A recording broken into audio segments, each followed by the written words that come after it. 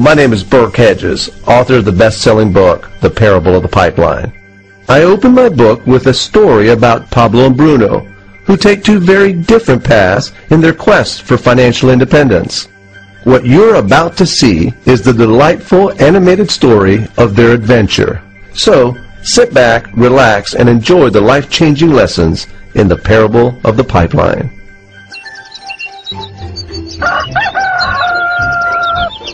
Far away, in a small village, near a beautiful valley, lived two friends, Pablo and Bruno. They were both young and dreamed of a better life for themselves. They'd often discussed their dreams about how they would become the most successful men in the village. They weren't afraid of hard work, and they searched for opportunities to help realize their goals and achieve their dreams. One day, an opportunity presented itself.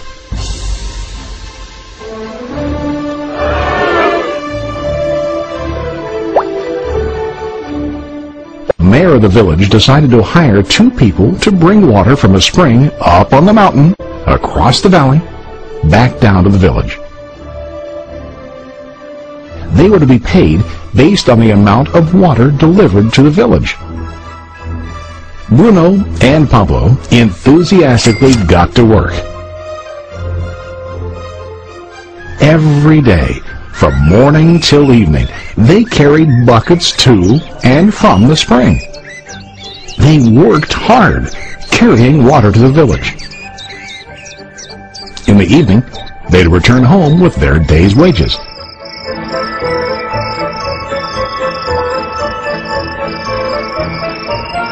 Bruno was satisfied with his work and the money he earned.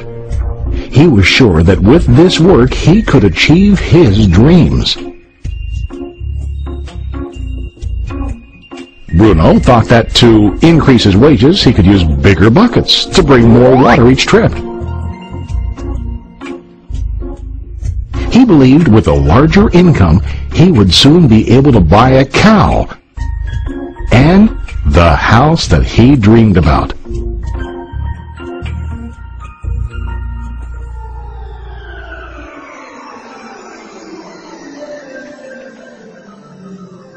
Now Pablo was not satisfied. At the end of the day, his back and hands ached, and he was exhausted. He was looking for an easier way to earn more. One day an idea occurred to Pablo. He imagined building a pipeline to deliver the water from the mountain spring to the village. With this pipeline, he could get more water to the village without carrying buckets back and forth from the spring to the village. Soon, he got very excited about his idea and began to plan. Pablo, of course, shared his idea with his friend Bruno and asked him to join with him to work on and help build the pipeline. Bruno thought the idea was crazy.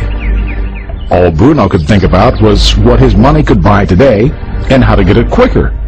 He felt that building a pipeline would slow him down and delay him in achieving his goals. Instead, Bruno got bigger buckets and went more often back and forth, fetching water. He was sure that with this method, he could make more money. Pablo decided to build the pipeline on his own. He understood that it would not be easy to build, and it would take time to complete the pipeline. Pablo knew that it could take several years to finish, but he set his mind on his goal. Every day he worked and carried water like before. But on weekends and during his spare time, he worked hard to dig in the rocky soil and build his pipeline. In the first month, there was little to show for his work.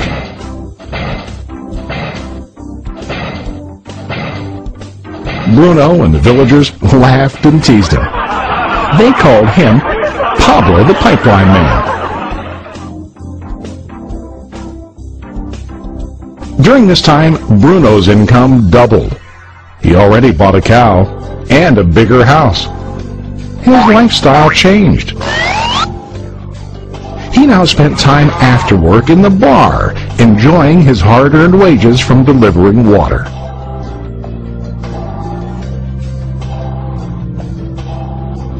What Bruno didn't realize was that his body was starting to stoop from carrying heavy buckets every day.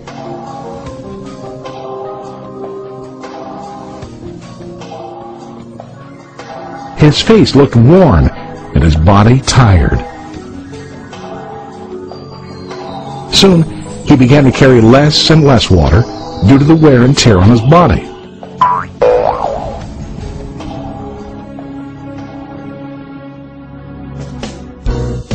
Month after month, Pablo worked. Soon a year passed, and then a second year. Finally, Pablo finished his pipeline.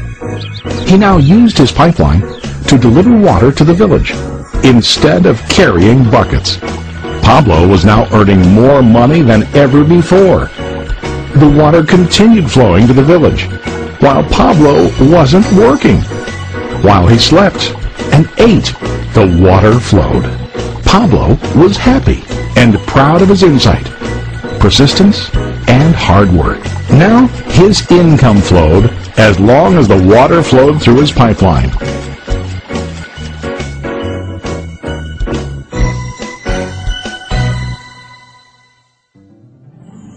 The story of Bruno and Pablo is a reflection of life. Their jobs symbolize what most people do to earn money. Bruno gets his money using buckets. He goes back and forth, carrying his buckets from the spring to the village in exchange for money. To increase his income, he either has to go more frequently to the spring or to use larger buckets. It's common in real life to increase our income by working harder. For example, working overtime or getting a second job.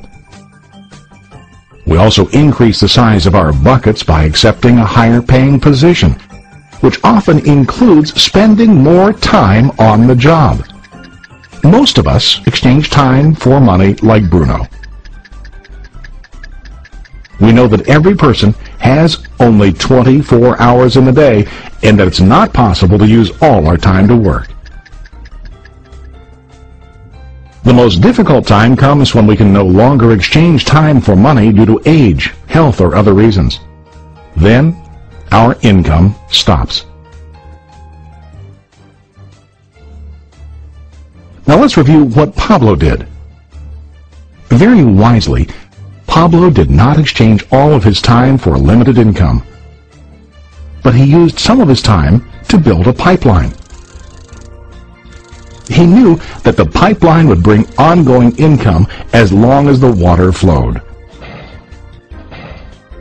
An ongoing income that multiplied the time he worked each day. Pablo knew that someday, maybe because of age or health, he would no longer be able to exchange his available time for money. Pablo knew that if he could make his idea of a pipeline work, then he only has to do the hard work of building the pipeline. After the pipeline was completed, Pablo was able to monitor and maintain the flow of water to ensure that his income will continue. Pablo has shown us that to earn an income, we don't always have to directly exchange time for money. There really are better ways.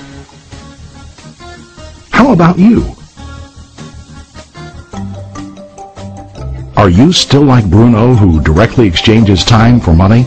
Or do you want to be like Pablo, building and maintaining a pipeline for ongoing income? If you are interested in the idea of building your own pipeline, contact the person who lent you this presentation. You can start building your pipeline today.